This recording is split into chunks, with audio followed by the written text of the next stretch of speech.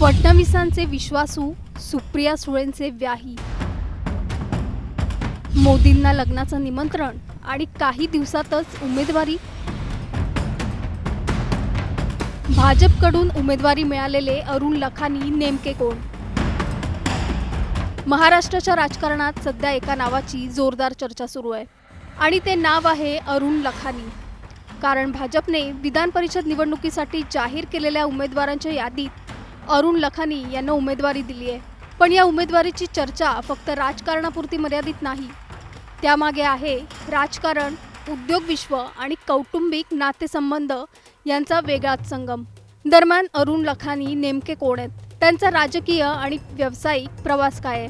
भाजपने अरुण लखानींवरच विश्वास का दाखवला आणि त्यांच्या उमेदवारी मागे भाजपचं नेमकं राजकीय गणित काय आहे? जाणून घेऊया सविस्तर रिपोर्टमधून. त्यासाठी हा व्हिडिओ शेवटपर्यंत पहा आणि टाइम्स नाऊ मराठीला लाईक, फॉलो आणि सबस्क्राईब करा. आगामी विधान परिषद निवडणुकीसाठी भाजपने आपल्या 11 उमेदवारांची यादी जाहीर केली आहे. या यादीत वर्धा, चंद्रपूर, गडचिरोली मतदारसंघातून उद्योगपती अरुण लखानी यांना उमेदवारी देण्यात आली आहे. या घोषणेनंतर राजकीय वर्तुळात अनेकांच्या भुवया उंचावल्या आहेत. अरुण लखानी नेमके कोण? अरुण लखानी हे मूळचे विदर्भातील मलकापूरचे आहेत. अनेक वर्षांपूर्वी त्यांचं कुटुंब व्यवसायाच्या निमित्ताने नागपुरात स्थायिक झालं. उद्योग क्षेत्रात त्यांनी स्वतःची वेगळी ओळख निर्माण केली. विश्वराज इन्फ्रा या कंपनीच्या माध्यमातून त्यांनी पायाभूत सुविधा क्षेत्रात मोठं काम केलंय.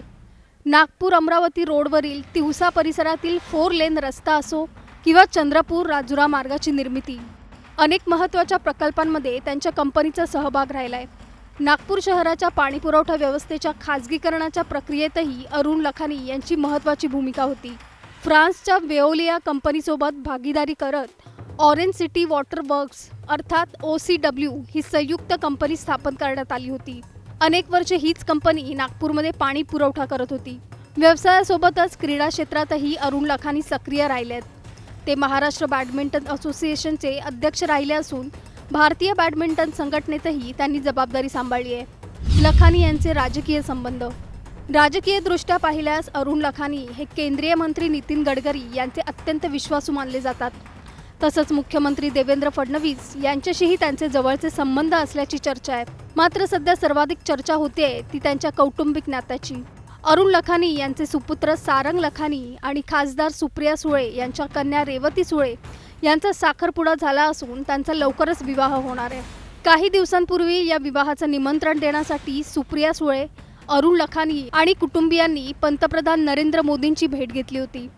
त्यानंतर लगेचच भाजपकडून अरुण लखानी यांची उमेदवारी जाहीर झाल्याने राजकीय चर्चांना उधाण आलंय. दरम्यान उमेदवारी जाहीर झाल्यानंतर सुप्रिया सुळे यांनी अभिनंदनाचा संदेश पाठवल्याचं स्वतः अरुण लखानी यांनी सांगितलंय. राजकारण आणि वैयक्तिक संबंध वेगळे असतात असंही त्यांनी स्पष्ट केलंय. आता या उमेदवारीकडे केवळ एका उद्योगपतीची राजकीय एंट्री म्हणून पाहिलं जात नाहीये, तर विदर्भातील राजकीय समीकरणं, भाजपचं मतांचं गणित आणि भविष्यातील रणनीती या सर्व गोष्टींच्या दृष्टीनेही या निर्णयाकडे पाहिलं जात आहे. मात्र या संपूर्ण घडामोडीनंतर अनेक प्रश्न उपस्थित होत आहेत. भाजपने अरुण लखानी यांनाच उमेदवारी का दिली? ही उमेदवारी त्यांच्या उद्योग क्षेत्रातील योगदानाची दखल आहे की विदर्भातील राजकीय समीकरणं मजबूत करण्याचा प्रयत्न? फडणवीस आणि गडकरी यांचे विश्वासू म्हणून त्यांना संधी मिळाली की त्यांच्या संघटनात्मक कामाची ही पोचपावती आहे? सुप्रिया सुळे यांचे भावी व्याही असणं हा केवळ योगायोग आहे की या नात्यामुळे या उमेदवारीची चर्चा अधिक रंगते?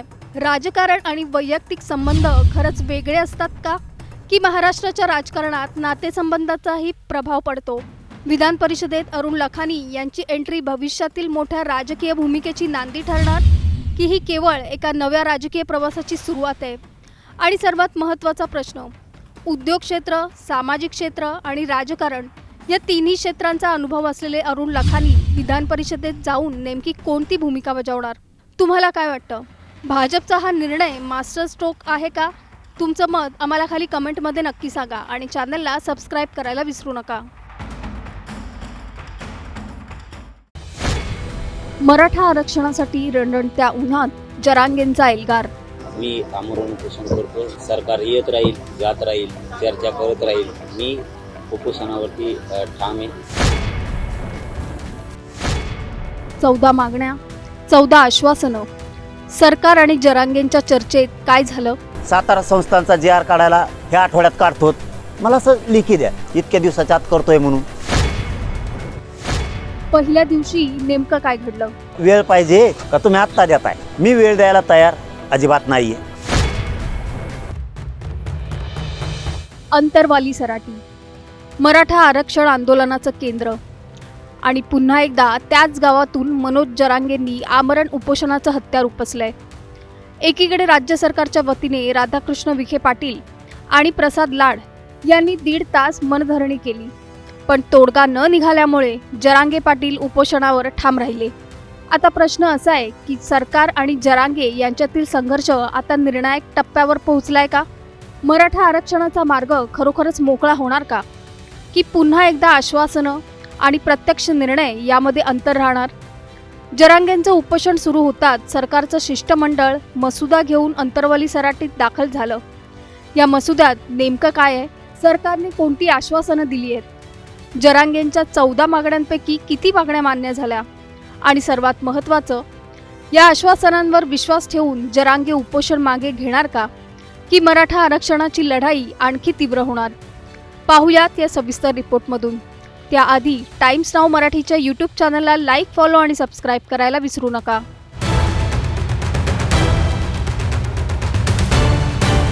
तरकडून मरायला तयार आहे किंवा फडणवीसांच्या गोळ्याने मरायला तयार आहे, पण मी हटायला तयार नाही. एक लक्षात घ्या फक्त. मराठा आरक्षणाच्या मागणीसाठी आंदोलनकर्ते मनोज जरांगे पाटील यांनी अंतरवाली सराटीत पुन्हा एकदा आमरण उपोषण सुरू केलंय. त्याआधी जरांगेंच्या सरकारसोबत अनेक फेऱ्यांमध्ये चर्चा झाल्या, पण त्यात कुठलाही ठोस निर्णय झाला नाही. त्यामुळे जरांगेंनी उपोषणाचा मार्ग निवडल्याचं बोललं जातंय. अंतरवलीत सकाळी 10 वाजता मनोज जरांगेंचं उपोषण सुरू झालं. रणरणत्या उन्हात एका शेतामध्ये बाजेवर डोक्याला मुंडासं बांधून मनोज जरांगेंनी उपोषण सुरू केलं.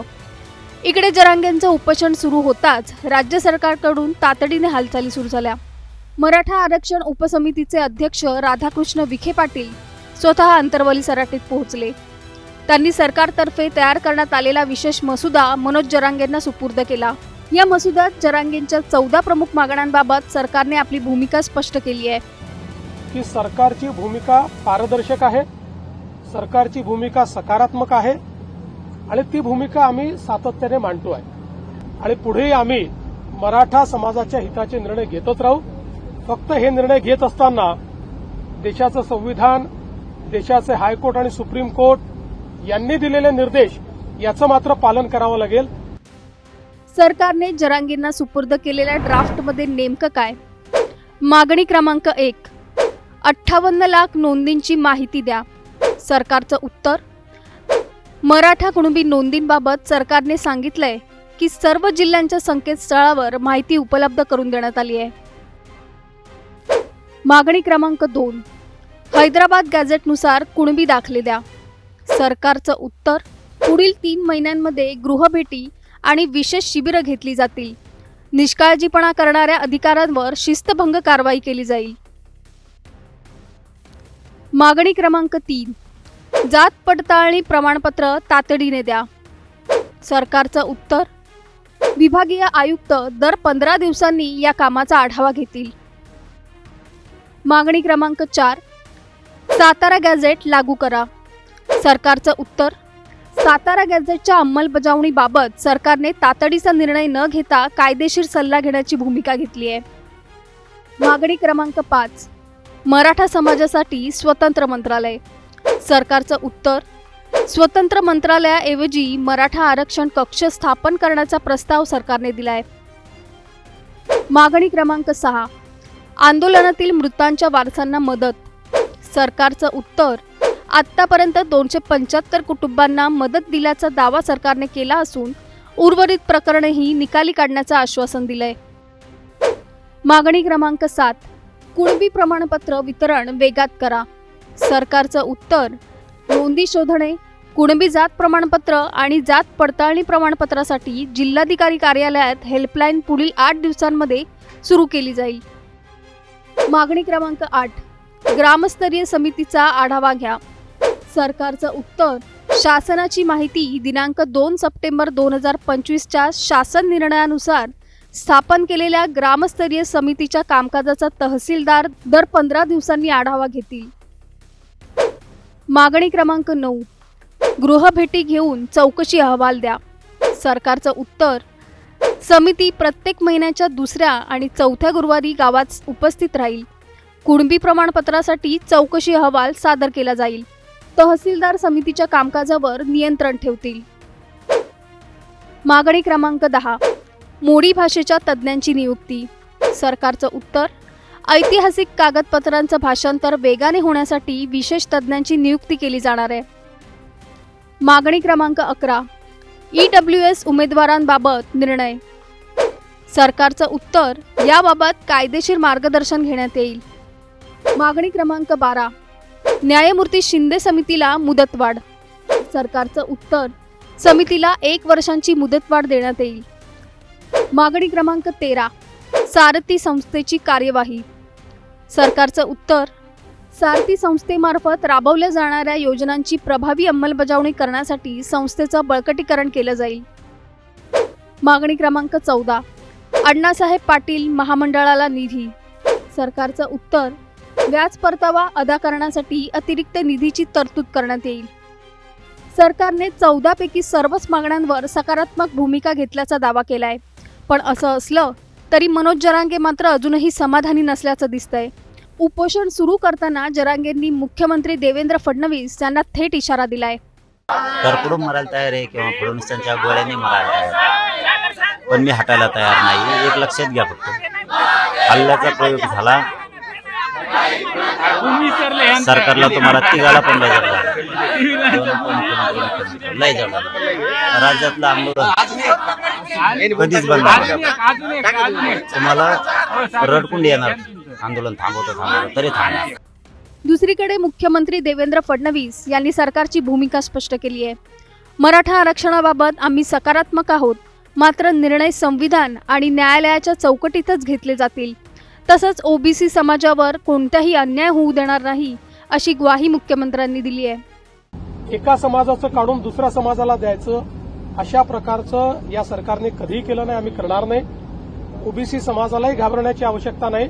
आम्ही मराठा समाजाचंही त्या ठिकाणी समाधान करू, त्याकरताही सगळे निर्णय आम्ही घेऊ, पण त्यावेळी ओबीसी समाजावर कुठलाही अन्याय आम्ही होऊ देणार नाही. एका बाजूला मनोज जरांगे पाटील यांनी आमरण उपोषण सुरू केलंय, तर दुसऱ्या बाजूला राज्य सरकारने त्यांच्या 14 मागण्यांवर 14 आश्वासनांचा मसुदा सादर करून संवादाचा मार्ग खुला ठेवण्याचा प्रयत्न केलाय. सरकारचा दावा आहे की अनेक मागण्यांवर प्रत्यक्ष कारवाई सुरू आहे, मात्र मराठा समाजाच्या मनातला प्रश्न अजूनही कायम आहे. मराठा समाजाला अपेक्षित असलेला आरक्षणाचा मार्ग अजूनही पूर्णपणे मोकळा झालेला नाही. यात मनोज जरांगे पाटील यांची भूमिका देखील तितकीच महत्त्वाची ठरणार आहे. सरकारच्या या 14 आश्वासनांवर मनोज जरांगे विश्वास ठेवणार का, की अंतर्वली सराटीतून पुन्हा एकदा राज्यव्यापी आंदोलनाची ठिणगी पडणार, याकडे आता संपूर्ण महाराष्ट्राचं लक्ष लागलंय. विजय साळी, टाइम्स नाऊ मराठी, जालना.